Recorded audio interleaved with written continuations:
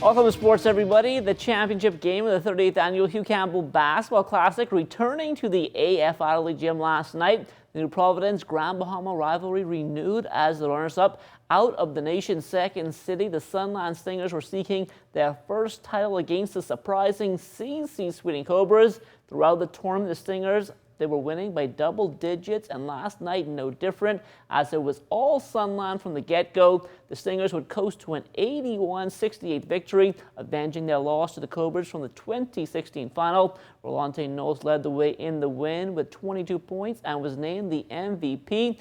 Javian Lucius followed with 19 points. It was a team effort by Team Bushman last night. I didn't love such of a good game. They bring me to the championship. The coach them sitting me down and say, Landesh, your time is the senior. You can't build championship. Why not do it now? Coach tell me play hard in the locker room.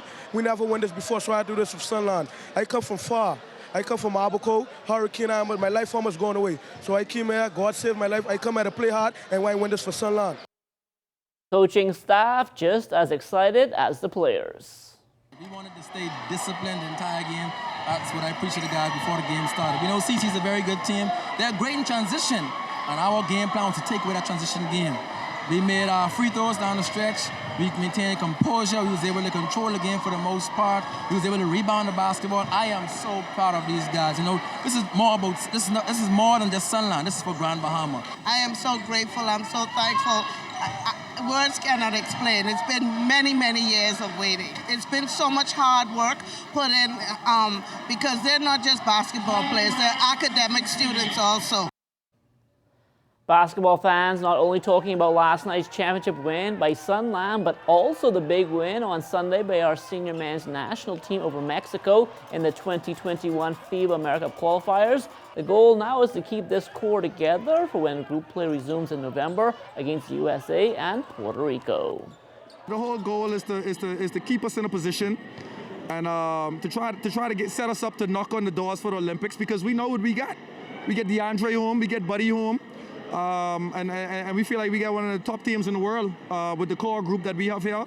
And it's all about just keep building, keep believing, man. And the dream is to one day see the Bahamas in the Olympics. It's tough because those players have been playing together for years. So, you know, we put together this team in a week. So we were able to develop some chemistry and put it together and look good. Oh, this is an excellent group we have. Like, we having fun. Coach letting us play, and we just doing what we do. From the college hardwood, the Jacksonville Dolphins with a quick turnaround after a big win in overtime on Saturday against Kennesaw State. The Dolphins back on court last night against Lipscomb. This one much easier, with Jacksonville picking up a 76-63 victory. Shalonda Neely posting highs for the season in both points and rebounds when she celebrated Senior Day over the weekend. The Bahamian back in double figures last night. She went 6 of 8 from the field, 13 points in 17 minutes off the bench. A big win at home last night for the Texas Longhorns as they upset the 28th ranked West Virginia Mountaineers 67-57. Kai Jones had 4 points, 6 rebounds, and 2 block shots in 24 minutes. The Stars program, in conjunction with the Ministry of Education, pulling off another successful college soccer showcase this past weekend. The Bahamas Football Association, also a partner. Loosely partnered last year, but this time the BFA seeing the value of the program, we decided to go in, as the Bahamians would say, whole hog. But yeah, we intended to, we increased our partnership with them this year, and we're looking forward to building on it as the years go by. The success of the program, it speaks to the desire that the student athletes have to want to take advantage of the opportunities that this wonderful game of football affords them. Araj Anu coming up big for the Kentucky Wildcats baseball team over the weekend. He drew a bases-loaded walk in the 15th inning to give the Cats an 8-7 walk-off win over Appalachian State. We talk a lot about quality of bats and stuff like that, and that's the only thing going through my mind up there. Was there any chance you were swinging 3 out? No shot. I was on top of that plate. It was going to hit me, Yeah. Was there extra pressure from them, just wanting to get out of here? A little bit. They all told me, if I go up there, just finish this. It's time to go home. For you, was it difficult, though, coming off the bench today and having at-bats late in the game or just hanging out for a while? What's the approach? Not really. Like, they tell us, like, halfway through the game, start warming up. There's a chance to be getting in the game, so just moving around, just trying to stay loose. Now the Cats, they were in action today. They took on the team of Tennessee Tech. We could tell you, and I know he was hitless in that game. He went 0 for 3, but he did have an RBI and 2 runs scored. Kentucky winning this one big, 13-3. The Cats playing again tomorrow against Eastern Kentucky. Jazz Chisholm, he's back on the diamond today as well for the Miami Marlins as spring training continued in Major League Baseball. He had 2 walks and a run scored. The Miami Marlins running their record to 4-0 with a 7-4 win over the Houston Astros. Now Jazz was recently featured on MLB TV's 30 Clubs in 30 Days.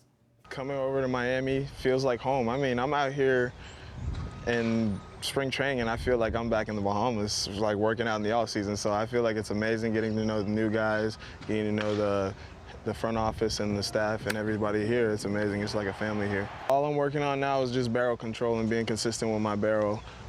Talking to the hitting coaches here with Eric Duncan, James Russ, and all those guys, they really helped me to control my barrel and keep my hands in the way that I can control my barrel. So for those guys really being there for me and not trying to change the swing, more so of controlling the barrel, I feel pretty good. Jazz also spoke about what it's been like to learn from one of the best shortstops of all time, who just happens to be the Marlins CEO and part owner. When I was growing up, all I said, like, as a shortstop, I want to be a shortstop like Derek Jeter. I want to play in Miami and I want to be a shortstop like Derek Jeter, and I got the best of both worlds. It's literally my dream coming into a reality. So it's amazing to be here and to learn from Derek and all the other guys here. David Slater back on top after last night's third block of the Bahamas Bowling Federation's Nationals. Slater has 3,067 pins and a 204 average, giving him a 166 pin lead heading into Super Saturday. It's a very prestigious event, right? It gives you bragging rights for the year. I have nothing to prove, but I wouldn't mind continuing to write history and give somebody in the future generation a target to shoot for. The University of the Bahamas Mingos track and field team competing at Embry-Riddle in Daytona Beach over the weekend. National record holder in both the indoor heptathlon and outdoor decathlon, Ken Mullings, winning the men's pole vault on a very windy day, clearing 14 feet, 3 1/4 inches.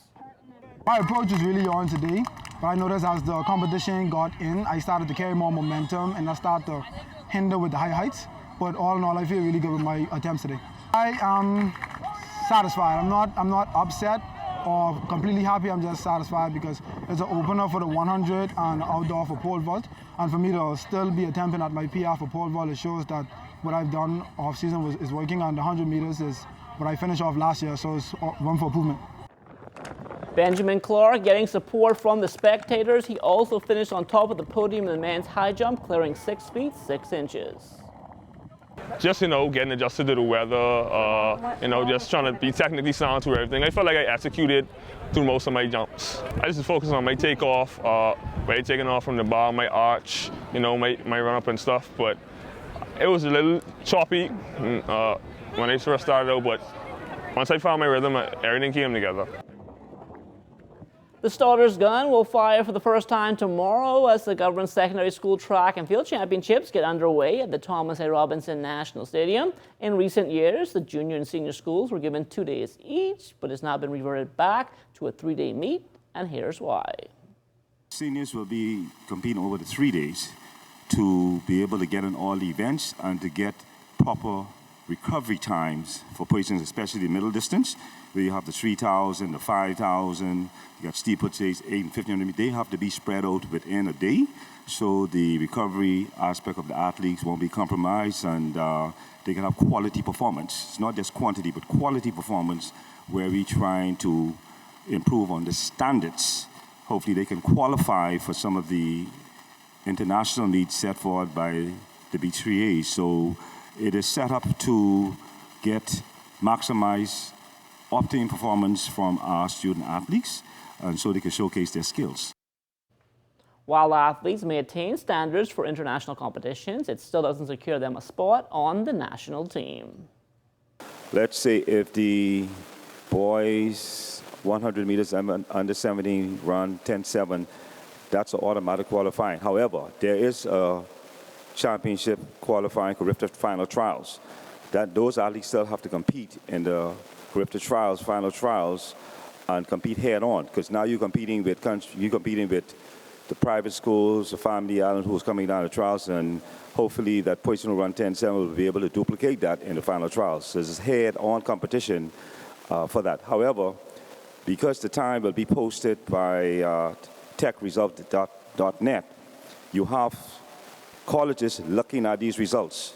They're looking at the results, and you have NCAA, you have NAIA, you have junior college, you have a number of college coaches that will be looking at these particular athletes, and they will be tracking them. So that is the blessings of having these results posted and having it certified. That's a look at sports. The Bahamas Tonight comes back after the break.